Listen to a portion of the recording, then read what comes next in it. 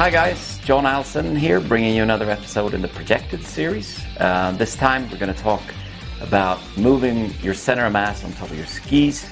So in this episode, it's more in the knee joint I'm talking about here. In the previous episode I was talking more with my feet, and here it's more power in the fore and aft plane, making sure that we can actually manipulate where our center of mass is while dealing with pressure and forces from the skis. The movements I'm looking at here, they tend to come from when you're moving forward and sort of accelerating your center of mass, if you will. Then I'm looking for a movement from the heel using your posterior chain and your quads, making sure that you accelerate the center of mass forward, but that the heel remains on the ground ideally when you do it, so that you remain connected. The big movement here is going to be an opening of the knee joint or an unflexing of the knee joint. The extension of the knee joint will tend to bring the center of mass forward, and I'm looking to do that when I enter into a turn to make sure I get contact with the shovel early and I can bend the ski into the fall line. The absorption then is more coming out of a turn, making sure that you don't get collapsed when the ski's pushing hard on you, or absorption is also really key in bump skiing, obviously. Making sure that you can control the absorption so that you don't get a stop-start when you're hitting a bump, but that your center of mass can sort of carry on traveling with you taking out the bump with your legs, but that the center of mass can carry on moving down the hill. So for this first exercise, it's a very simple one. You're just standing still and you're jumping up. What we're looking for here is to drive the center of mass up off the earth, if you will. What I'm looking to do there is I'm looking to get that power with the heel connected to the ground. When we're out of boots, what we tend to do is we roll the foot and jump off our toes.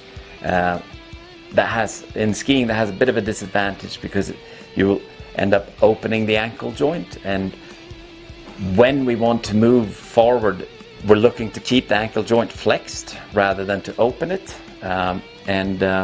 using the heel to power it through is better here. Then after you've tried a few times just jumping straight up, you can add a bit of forward propulsion as well, so you're jumping, leaving your tips on the ground, tails coming off, and then landing softly, trying to be quiet, not trying to land hard. So you're trying to absorb when you're coming down back to the snow. Quite often I see people, when they try to do this, instead of accelerating the hip up or the center of mass up, they just pull their heels towards their bum, and that results in the center of mass moving down. And what we're looking to do here is to propel it up. So you can see in the video here the difference when you're propelling up and forward versus just pulling the heels up and the hip ending up moving down pretty quickly. So the way this translates into your skiing is you're looking for that extension movement, that recentering or bringing your center of mass forward into a turn, so that you can get on the shovel, and then as the skis come around, there's a lot of pressure, then you sort of absorb to control that pressure so you don't get pinged out or overcook your turns with holding on to the pressure too much. The second drill is pretty much the hopping again, but we do it's the hopping forward, so we leave our tips on the ground, and we do it and add an airborne edge change. So at the end of the turn, you're parallel, you have your skis on the ground, then you make that big jump forward and also change edges, and then as you're coming back towards the snow, you try to land softly and absorb the pressure so it doesn't kick on you hard. And sort of a key that an intrinsic feedback is either you get a hookup very quick or you get the chatter going. If you're doing that, then you're not quite managing the pressure well enough. So then you need to be a little softer when you come back down. And again, it becomes more natural when the movements apply in your skiing, because you're jumping out of a turn into the next turn. Sort of that recentering comes as you're changing edges, although you're doing the edge change in the air for this drill, and then landing as the skis are coming back around, you're being soft with your legs and then extending into the next one. So for the third exercise, we're still looking to accelerate the center of mass into the turn, moving forward. But the first two the direction has been quite a bit up. When we're skiing properly, we're not looking necessarily to move up so much, but rather into the new turn.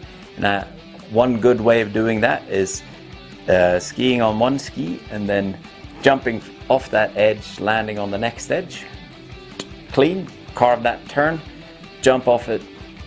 So the big difference there is obviously you're lifting the inside ski, but that will force you to have better direction in that extension or in the acceleration center mass forward into the new turn. That needs to go in the direction you want it to be, so that you can land on the edge of the new outside ski and carve that. So we're taking out a bit of the up, but focusing more on the forward and in, if you will. So you're doing this, not so much up.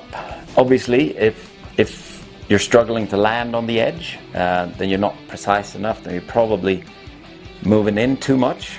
So you have to set the inside ski down. If you're doing it well, then you'll land on the edge. It'll hook up pretty quick. I'd advise you to do this on a slalom ski, so you can land on the edge and then ride that edge clean.